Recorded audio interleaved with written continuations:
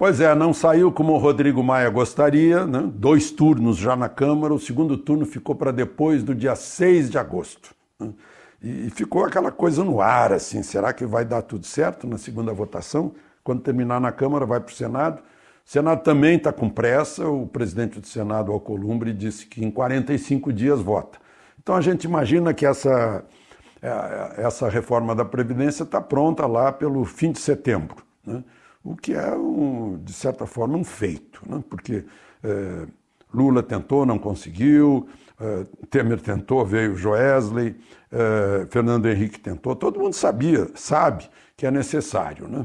Só o pessoal que vota contra lá, teve 131 votos contra, que não importa se é necessário ou não é necessário, não importa o país, eles querem votar contra para atrapalhar, né? Isso aí, enfim, vamos em frente. E o ministro Moro está descansando nos Estados Unidos, pelo menos ele tomou um avião para os Estados Unidos, não sei se ficou lá, se foi para o Canadá ou não. Tá bom para ir para o Canadá agora, porque lá é verão, né? Foi com a mulher e a filha, e o que eu queria registrar aqui é que ele foi de classe econômica, sim, e foi aplaudido quando entrou no avião. Eu lembro das viagens que eu faço, viagem longa, né? Eu trabalhei a vida toda para isso, né?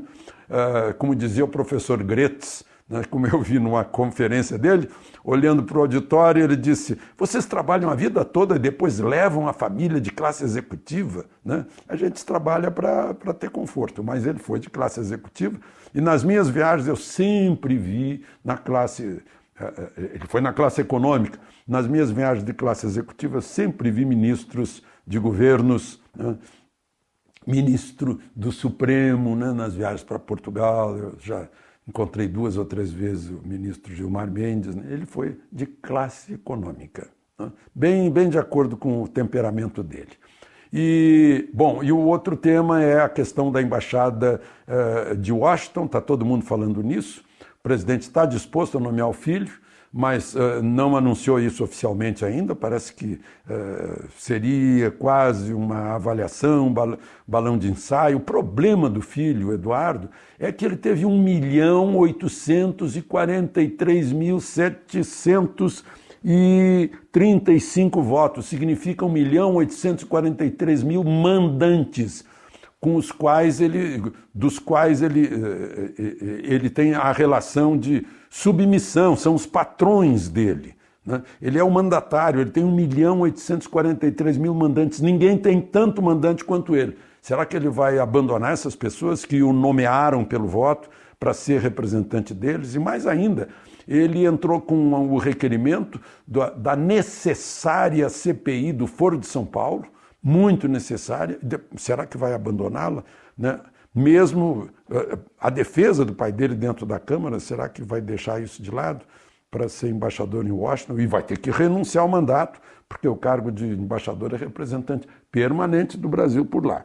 Bom, o outro assunto que a gente tem que falar hoje é também sobre a questão de segurança pública, gente. Houve uma redução de 22% nos homicídios. Será que só esse anúncio de direito de defesa das pessoas, de as pessoas poderem se defender sem esperar pela polícia, né?